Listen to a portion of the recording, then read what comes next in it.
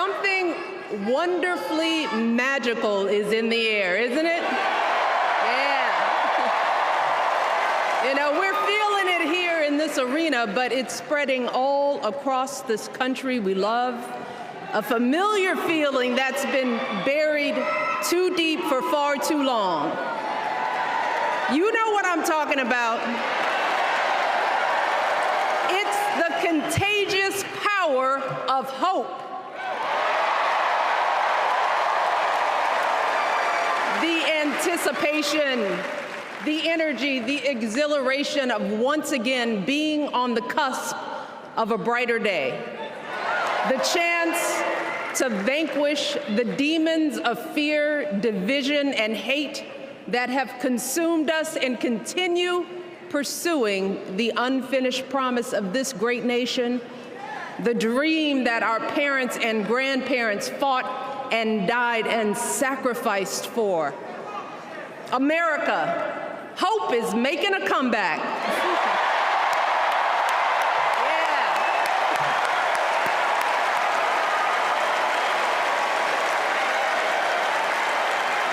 But to be honest, I am realizing that until recently, I have mourned the dimming of that hope. And maybe you've experienced the same feelings.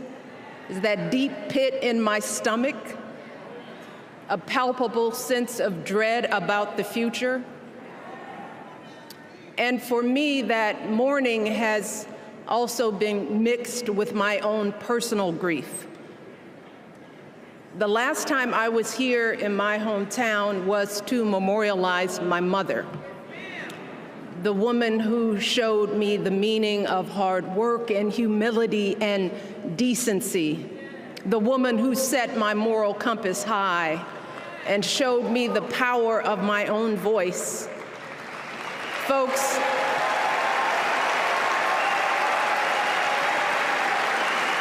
I still feel her loss so profoundly.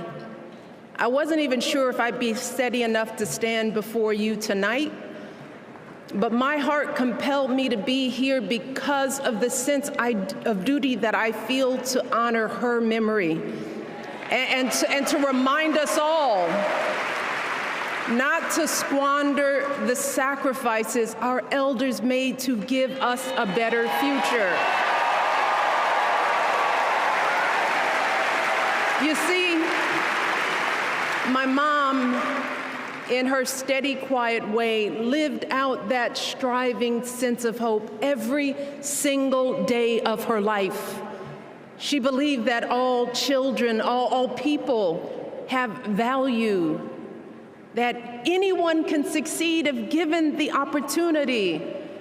She and my father didn't aspire to be wealthy. In fact, they were suspicious of folks who took more than they needed. They understood that it wasn't enough for their kids to thrive if everyone else around us was drowning. So my mother volunteered at the local school. She always looked out for the other kids on the block. She was glad to do the thankless, unglamorous work that for generations has strengthened the fabric of this nation. The belief that if you do unto others, if you love thy neighbor, if you work and scrape and sacrifice, it will pay off. If not for you, then maybe for your children or your grandchildren. You see, those values have been passed on through family farms and factory towns, through tree-lined streets and crowded tenements, through prayer groups and National Guard units and social studies classrooms. Those were the values my mother poured into me until her very last breath. Kamala Harris and I built our lives on those same foundational values. Even though our mothers grew up an ocean apart, they shared the same belief in the promise of this country. That's why Her mother moved here from India at 19. It's why she taught Kamala about justice, about the obligation to lift others up, about our responsibility to give more than we take. She'd often tell her daughter, "Don't sit around and complain about things, do something."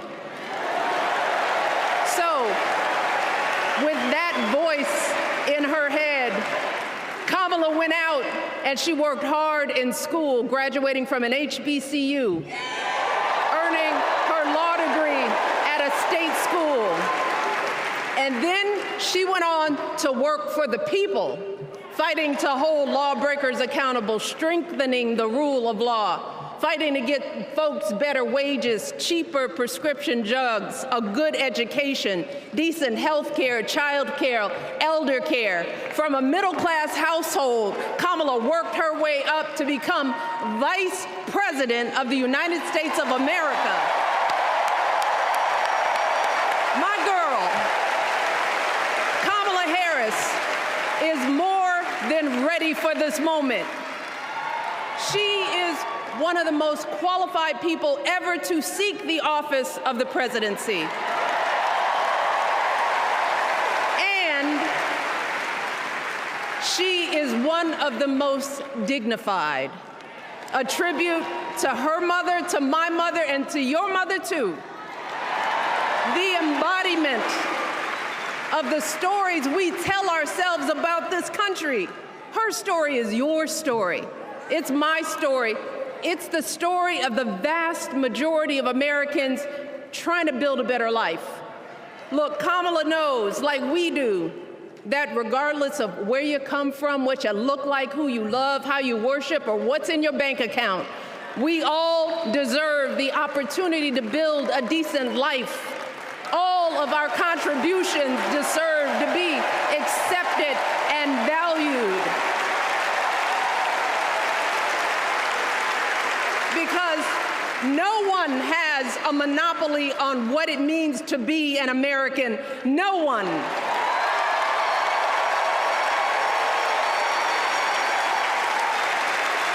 Kamala has shown her allegiance to this nation, not by spewing anger and bitterness, but by living a life of service and always pushing the doors of opportunity open to others. She understands that most of us will never be afforded the grace of failing forward.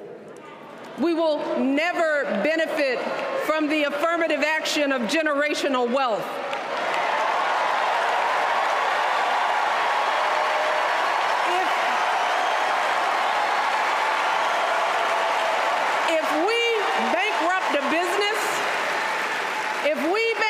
Business or choke in a crisis, we don't get a second, third, or fourth chance. If things don't go our way, we don't have the luxury of whining or cheating others to get further ahead. No. We don't get to change the rules so we always win. If we see a mountain in front of us, we don't expect there to be an escalator waiting to take us to the top.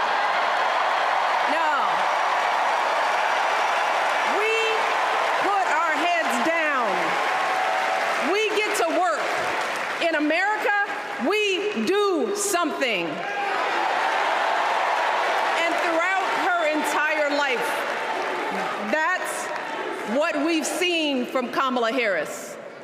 The steel of her spine, the steadiness of her upbringing, the honesty of her example, and yes, the joy of her laughter and her light. It couldn't be more obvious. Of the two major candidates in this race, only Kamala Harris truly understands the unseen labor and unwavering commitment that has always made America great.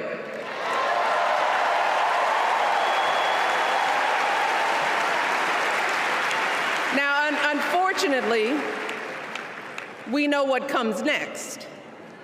We know folks are going to do everything they can to distort her truth. My husband and I sadly know a little something about this. For years, Donald Trump did everything in his power to try to make people fear us.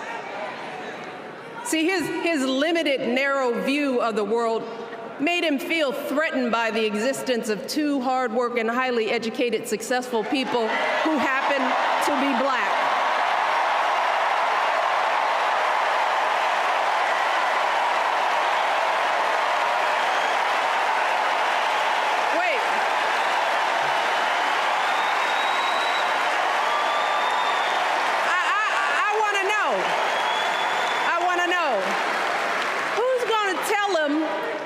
Tell him that the job he's currently seeking might just be one of those black jobs.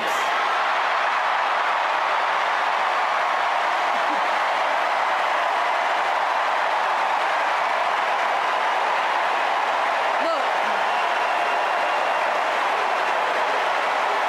it's his same old con. His same old con, doubling down on ugly, misogynistic, racist lies as a substitute for real ideas and solutions that will actually make people's lives better.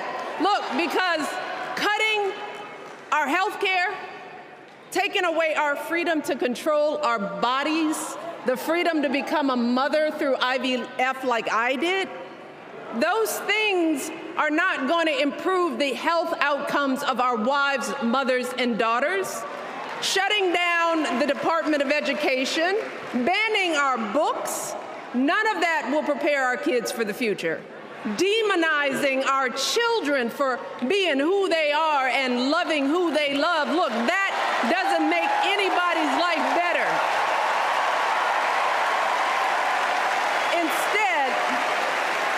Instead, it only makes us small. And let me tell you this, going small is never the answer. Going small is the opposite of what we teach our kids. Going small is petty, it's unhealthy, and quite frankly, it's unpresidential.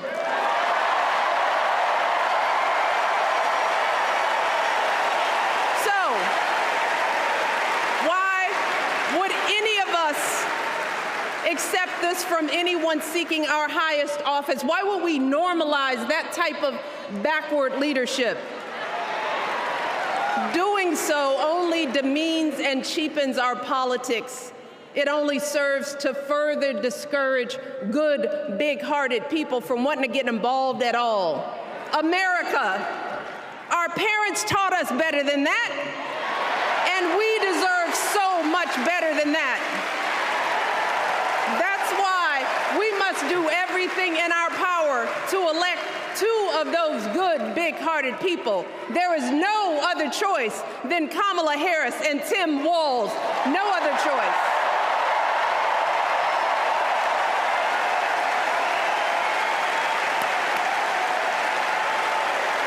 But as we embrace this renewed sense of hope, let us not forget the despair we have felt. Let us not forget what we are up against. Yes, Kamala and Tim are doing great now. We're loving it. They're packing arenas across the country. Folks are energized. We are feeling good. But remember, there are still so many people who are desperate for a different outcome, who are ready to question and criticize every move Kamala makes, who are eager to spread those lies, who don't want to vote for a woman, who will continue to prioritize building their wealth over ensuring that everyone has enough. So no matter how good we feel tonight or tomorrow or the next day, this is going to be an uphill battle. So folks, we cannot be our own worst enemies. No. See, because the minute something goes wrong, the minute a lie takes hold, folks, we cannot start wringing our hands. We cannot get a Goldilocks complex about whether everything is just right. And we cannot indulge our anxiety atrocities about whether this country will elect someone like Kamala instead of doing everything we can to get someone like Kamala elected.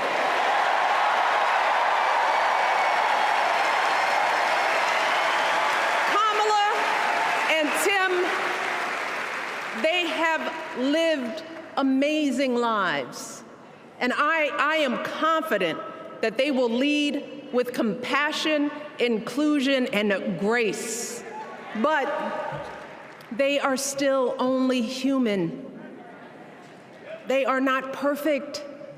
And like all of us, they will make mistakes. But luckily, y'all, this is not just on them.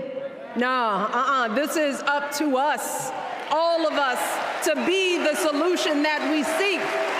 It's up to all of us to be the antidote to the darkness and division. Look, I don't care how you identify politically, whether you're Democrat, Republican, Independent, or none of the above. This is our time to stand up for what we know in our hearts is right.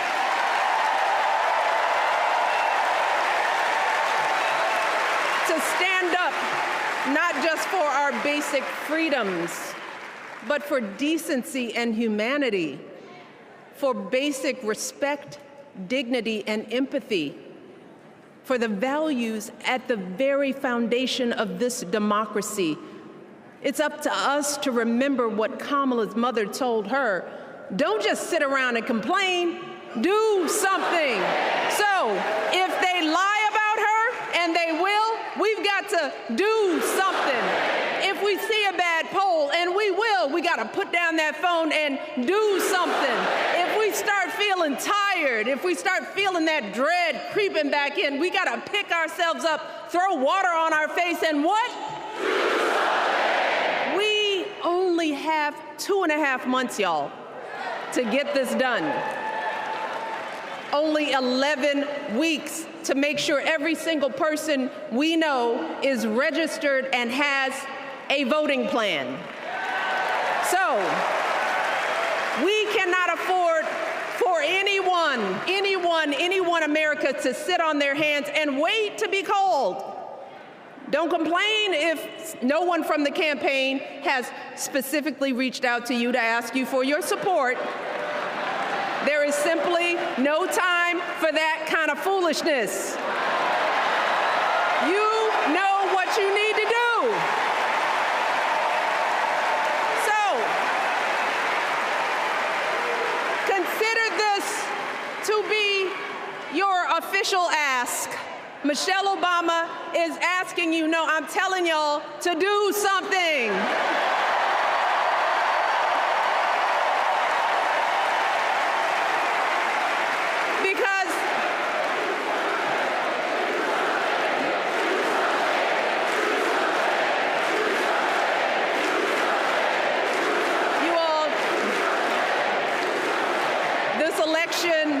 Is going to be close. In some states, just a handful, listen to me, a handful of votes in every precinct could decide the winner. So we need to vote in numbers that erase any doubt. We need to overwhelm any effort to suppress us. Our fate is in our hands. In 77 days, we have the power to turn our country away from the fear, division, and smallness of the past. We have the power to marry our hope with our action. We have the power to pay forward the love, sweat, and sacrifice of our mothers and fathers and all those who came before us. We did it before, y'all, and we sure can do it again. Let us work like our lives depend on it. And let us keep moving our country forward and go higher, yes, always higher than we've ever gone before as we elect the next President and Vice President of the United States, Kamala Harris and Tim Walz. Thank you all. God bless.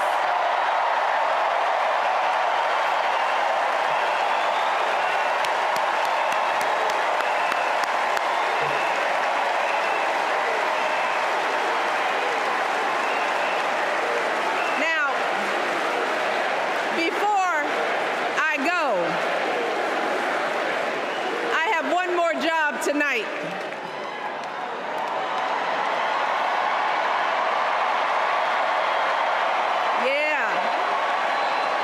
your job. You all, thank you for all the love, but it is now my honor to introduce somebody who knows a whole lot about hope. Someone who has spent his life strengthening our democracy, and let me tell you, as someone who lives with him, he wakes up every day, and thinks about what's best for this country. Please welcome America's 44th president and the love of my life, Barack Obama.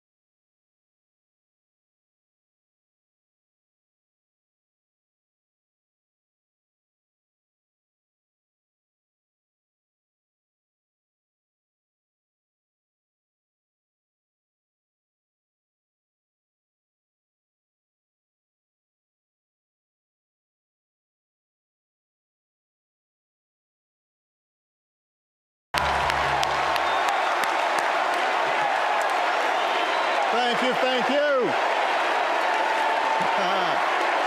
everybody. Thank you.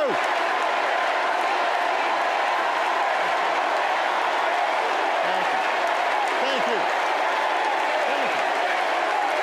All right. That's enough. Thank you. Chicago, it's good to be home. It is good to be home. I don't know about you, but I'm feeling fired up.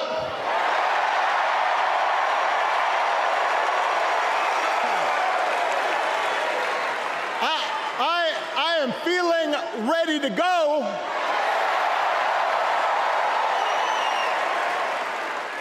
Even if I am the only person stupid enough to speak after Michelle Obama.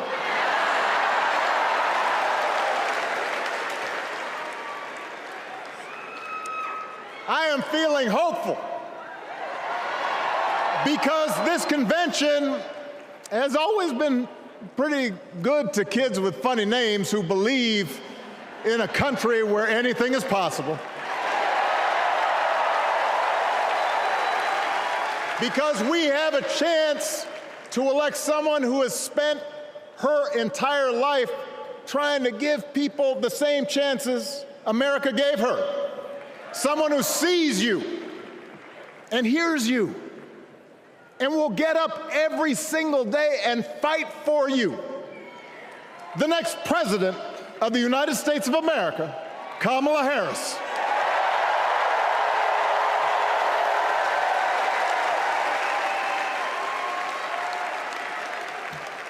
It's been 16 years since I had the honor of accepting this party's nomination for president.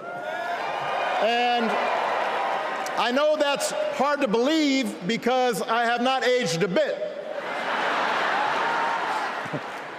But it's true. And looking back, I can say without question that my first big decision as your nominee turned out to be one of my best. And that was asking Joe Biden to serve by my side as vice president.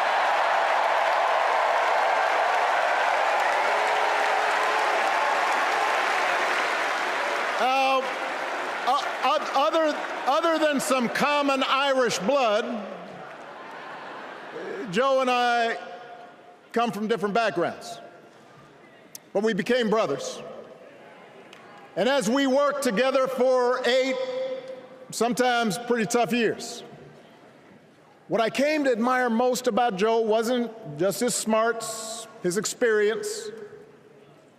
It was his empathy and his decency and his hard earned resilience, his unshakable belief that everyone in this country deserves a fair shot.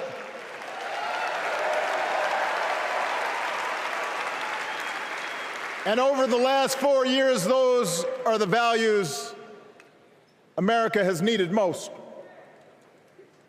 At a time when millions of our fellow citizens were sick and dying, we needed a leader with the character to put politics aside and do what was right. At a time when our economy was reeling, we needed a leader with the determination to drive what would become the world's strongest recovery. 15 million jobs, higher wages, lower health care costs.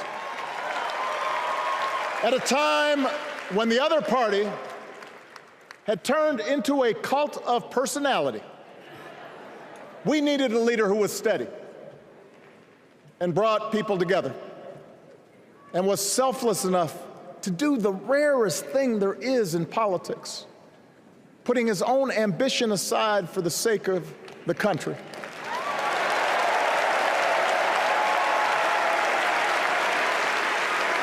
History will remember Joe Biden as an outstanding president who defended democracy at a moment of great danger. And I am proud to call him my president, but I am even prouder to call him my friend.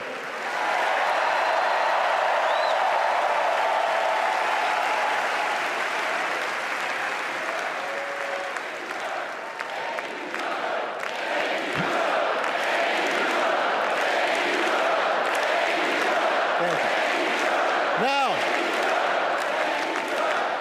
the torch has been passed.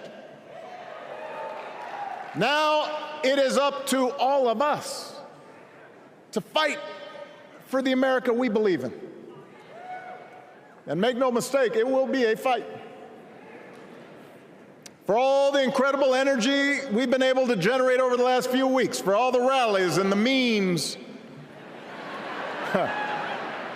this will still be a tight race in a closely divided country. A country where too many Americans are still struggling, where a lot of Americans don't believe government can help. And as we gather here tonight, the people who will decide this election are asking a very simple question.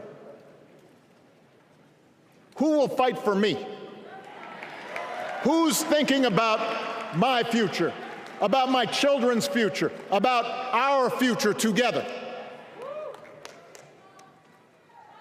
One thing is for certain, Donald Trump is not losing sleep over that question.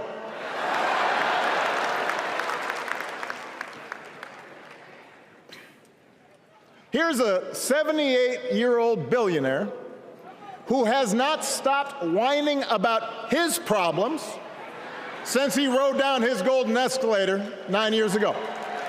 It has been a constant stream of gripes and grievances that's actually been getting worse now that he's afraid of losing to Kamala.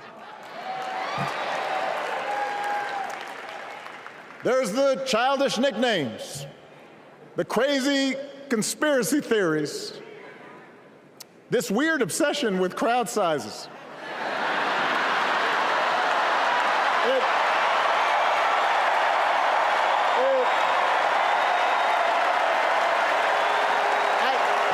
It just goes on and on and on. The other day I heard someone compare Trump to the neighbor who keeps running his leaf blower outside your window every minute of every day.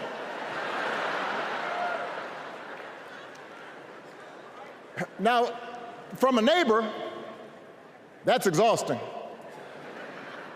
From a president, it's just dangerous. The truth is, Donald Trump sees power as nothing more than it means to his ends.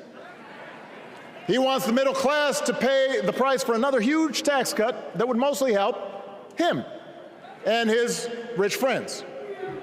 He killed a bipartisan immigration deal written in part by one of the most conservative Republicans in Congress, that would have helped secure our southern border, because he thought trying to actually solve the problem would hurt his campaign.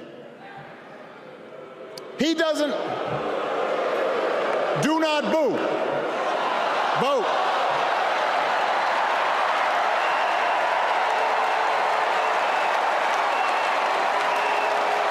He doesn't seem to care if more women lose their reproductive freedom, since it won't affect his life.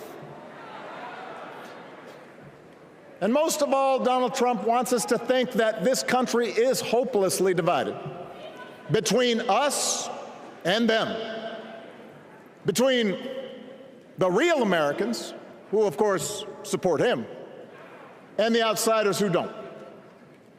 And he wants you to think that you'll be richer and safer if you will just give him the power to put those other people back in their place. It is one of the oldest tricks in politics, from a guy whose act has, let's face it, gotten pretty stale.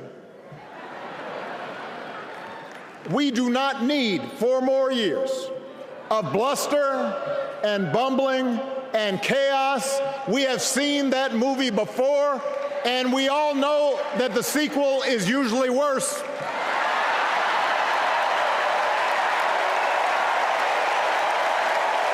America's ready for a new chapter. America's ready for a better story. We are ready for a President Kamala Harris.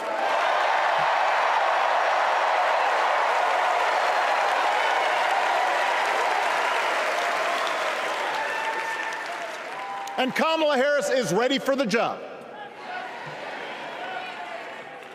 This is a person who has spent her life fighting on behalf of people who need a voice and a champion. As you heard from Michelle, Kamala was not born into privilege. She had to work for what she's got. And she actually cares about what other people are going through. She's not the neighbor running the leaf blower. She's the neighbor rushing over to help when you need a hand.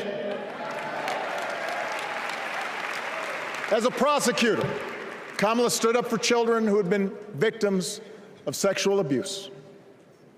As an attorney general of the most populous state in the country, she fought big banks and for-profit colleges, securing billions of dollars for the people they had scammed. After the home mortgage crisis, she pushed me and my administration hard to make sure homeowners got a fair settlement. Didn't matter that I was a Democrat.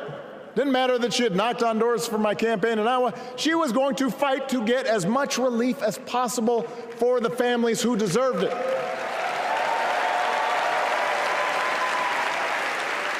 As vice president, she helped take on the drug companies to cap the cost of insulin, lower the cost of health care, give families with kids a tax cut.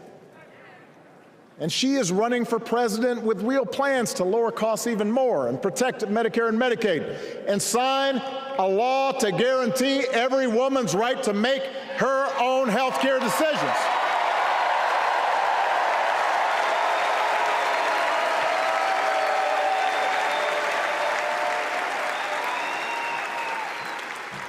In other words, Kamala Harris won't be focused on her problems. She'll be focused on yours. As president, she won't just cater to her own supporters and punish those who refuse to kiss the ring or bend the knee. She'll work on behalf of every American. That's who Kamala is. And in the White House, she will have an outstanding partner in Governor Tim Walz.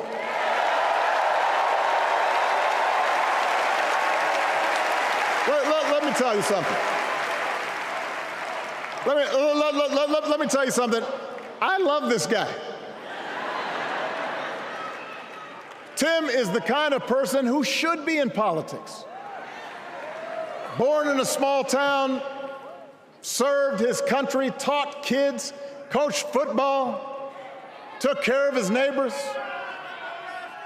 He knows who he is, and he knows what's important. You can tell those flannel shirts he wears don't come from some political consultant. They come from his closet, and they have been through some stuff.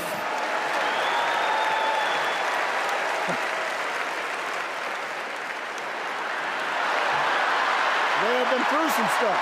That's right.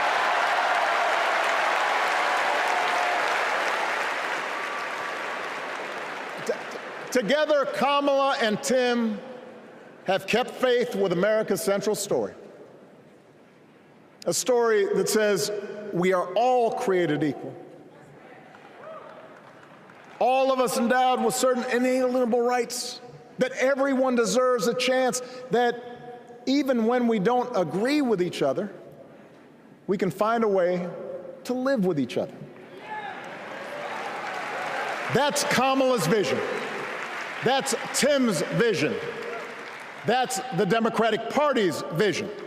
And our job over the next 11 weeks is to convince as many people as possible to vote for that vision. Now, it won't be easy. The other side knows it's easier to play on people's fears and cynicism, always has been. They will tell you that government is inherently corrupt, that sacrifice and generosity are for suckers. And since the game is rigged, it's okay to take what you want and just look after your own. That's the easy path. We have a different task. Our job is to convince people that democracy can actually deliver. And in doing that, we can't just point to what we've already accomplished. We can't just rely on the ideas of the past. We need to chart a new way forward to meet the challenges of today. And Kamala understands this. She knows, for example, that if we want to make it easier for more young people to buy a home, we need to build more units and clear away some of the outdated laws and regulations that made it harder to build homes for working people in this country. That is a priority, and she's put out a bold new plan to do just that.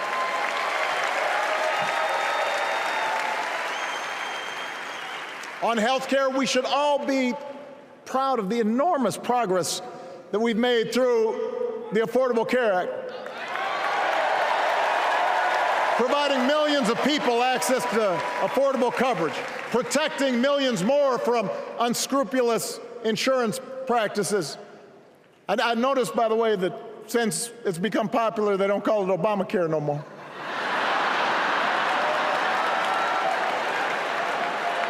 But Kamala knows we can't stop there, which is why she'll keep working to limit out-of-pocket costs. Kamala knows that if we want to help people get ahead, we need to put a college degree within reach of more Americans. But she also knows college shouldn't be the only ticket to the middle class. We need to follow the lead of governors like Tim Walz, who said, if you've got the skills and the drive, you shouldn't need a degree to work for state government.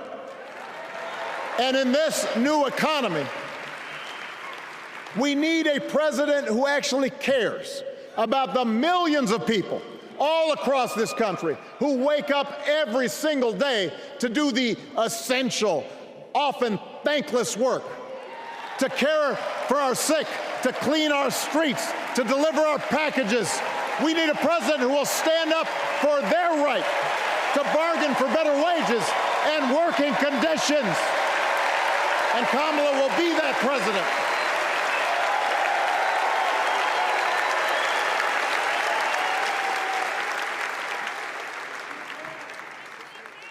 Yes, she can.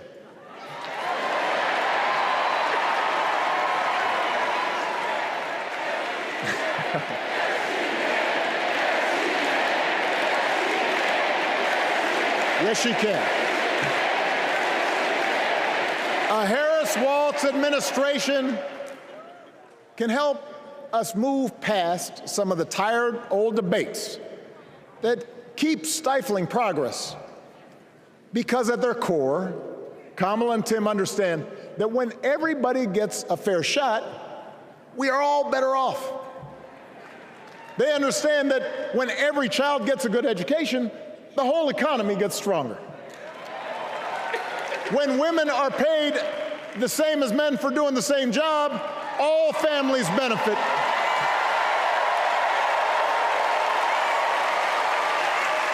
They understand that we can secure our borders without tearing kids away from their parents, just like we can keep our streets safe while also building trust between law enforcement and the communities they serve and eliminating bias. That will make it better for everybody.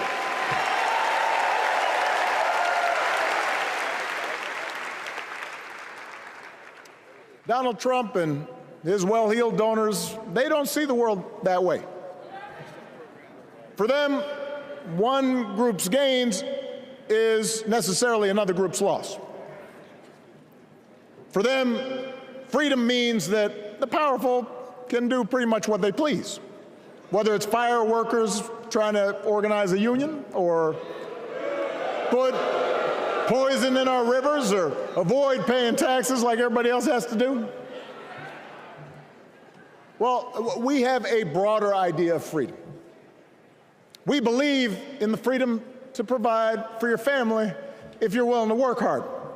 The freedom to breathe clean air and drink clean water and send your kids to school without worrying if they'll come home. We believe that true freedom gives each of us the right to make decisions about our own life, how we worship, what our family looks like, how many kids we have, who we marry.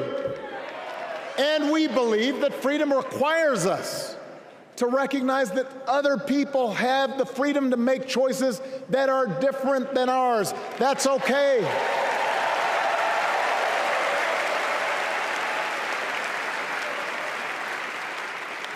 That's the America Kamala Harris and Tim Walz believe in. An America where we, the people, includes everyone. Because that's the only way this American experiment works. And despite what our politics might suggest, I think most Americans understand that. Democracy isn't just a bunch of abstract principles and dusty laws in some book somewhere. It's the values we live by. It's the way we treat each other, including those who don't look like us, or pray like us, or see the world exactly like we do.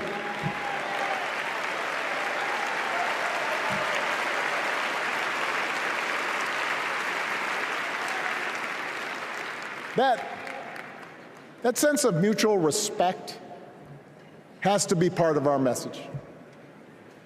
Our politics have become so polarized these days that all of us across the political spectrum seem so quick to assume the worst in others, unless they agree with us on every single issue.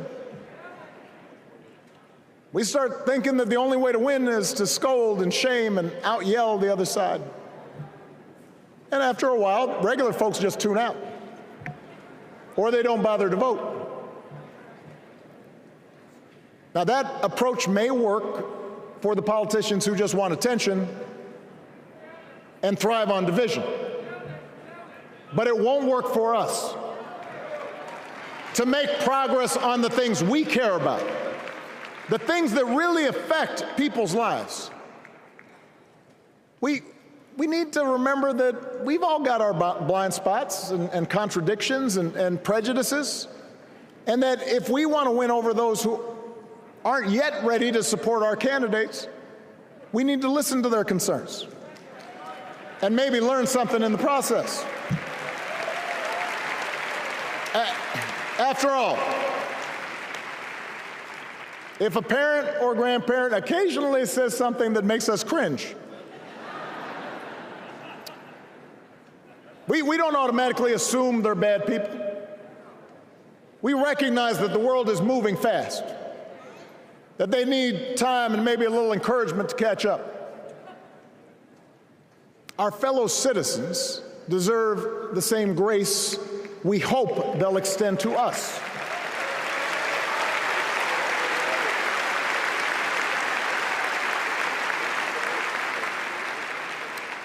That's how we can build a true democratic majority, one that can get things done. And by the way, that does not just matter to the people in this country. The rest of the world is watching to see if we can actually pull this off.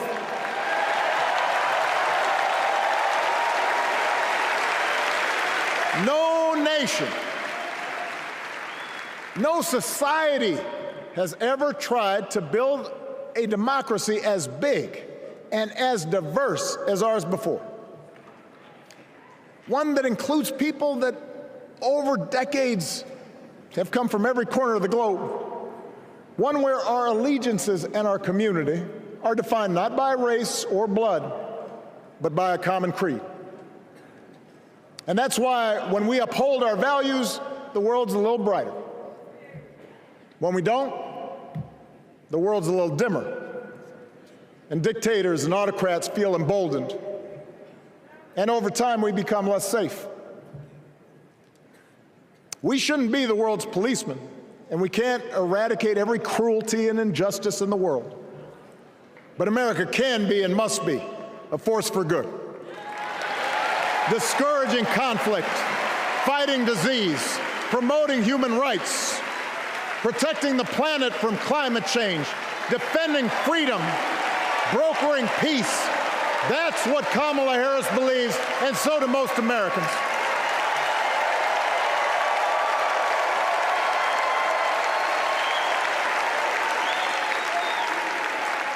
Now,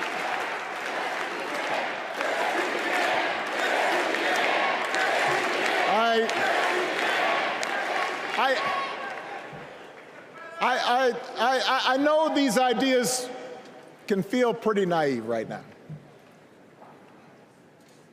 We live in a time of such confusion and rancor, with a culture that puts a premium on things that don't last. Money, fame, status, likes. We chase the approval of strangers on our phones. We build all manner of walls and fences around ourselves, and then we wonder why we feel so alone. We don't trust each other as much because we don't take the time to know each other. And in that space between us, politicians and algorithms teach us to caricature each other and troll each other and fear each other. But here's the good news, Chicago. All across America, in big cities and small towns, away from all the noise, the ties that bind us together are still there. We still coach Little League and look out for our elderly neighbors. We still feed the hungry in churches and mosques and synagogues and temples. We share the same pride when our Olympic athletes compete for the gold. Because the vast majority of us do not want to live in a country that's bitter and divided. We want something better. We want to be better. And the joy and the excitement that we're seeing around this campaign tells us we're not alone. You know, I've spent a lot of time thinking about these past few months because, as Michelle mentioned, this summer we lost her mom, Ms. Marion Robinson. And I don't know that anybody has ever loved their mother-in-law any more than I love mine. Mostly it's because she was funny and wise and the least pretentious person I knew. That, and she always defended me with Michelle when I messed up. I'd hide behind her.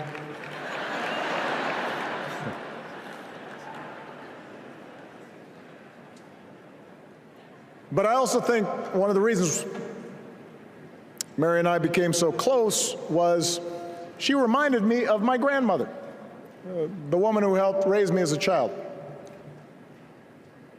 And on the surface, the two of them did not have a lot in common.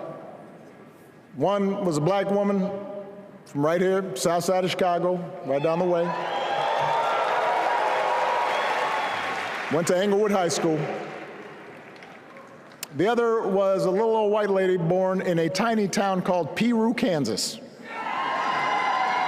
Now, I know there aren't that many people from Peru.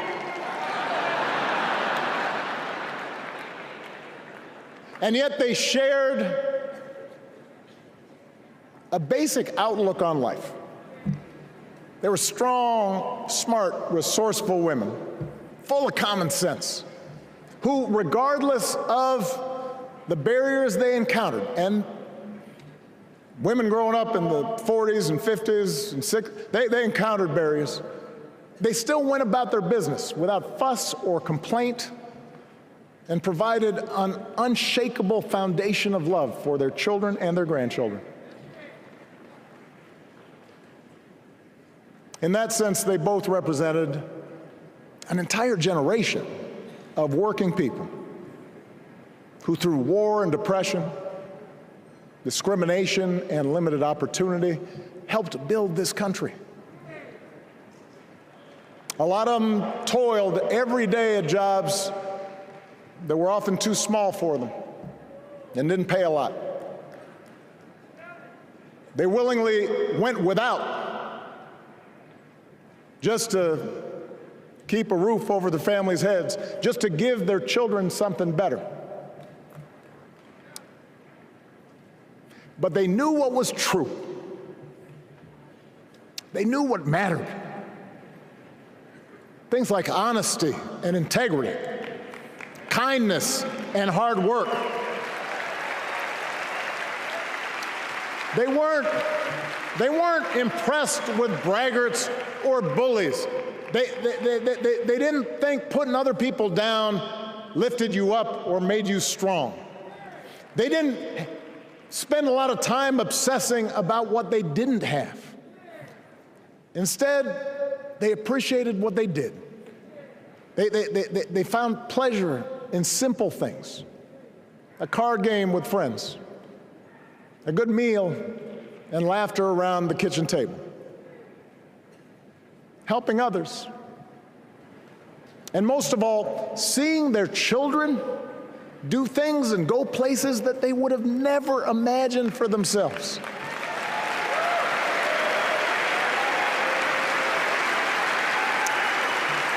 Whether you are a Democrat or a Republican or somewhere in between, we have all had people like that in our lives. People like Kamala's parents, who crossed oceans because they believed in the promise of America. People like Tim's parents, who taught him about the importance of service. Good, hard-working people who weren't famous or powerful, but who managed in countless ways to leave this country just a little bit better than they found it. As much as any policy or program, I believe that's what we yearn for. A return to an America where we work together and look out for each other. A restoration of what Lincoln called, on the eve of Civil War, our bonds of affection. An America that taps what he called the better angels of our nature. That is what this election is about. And I believe that's why if we each do our part over the next 77 days, if we knock on doors, if we make phone calls, if we talk to our friends, if we listen to our neighbors, if we work like we've never worked before, if we hold firm to our convictions, we will elect Kamala Harris as the next President of the United States, and Tim Walz as the next Vice President of the United States.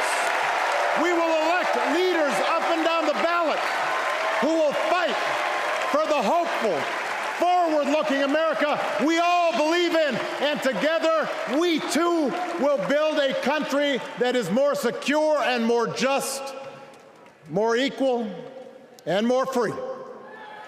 So let's get to work. God bless you, and God bless the United States of America.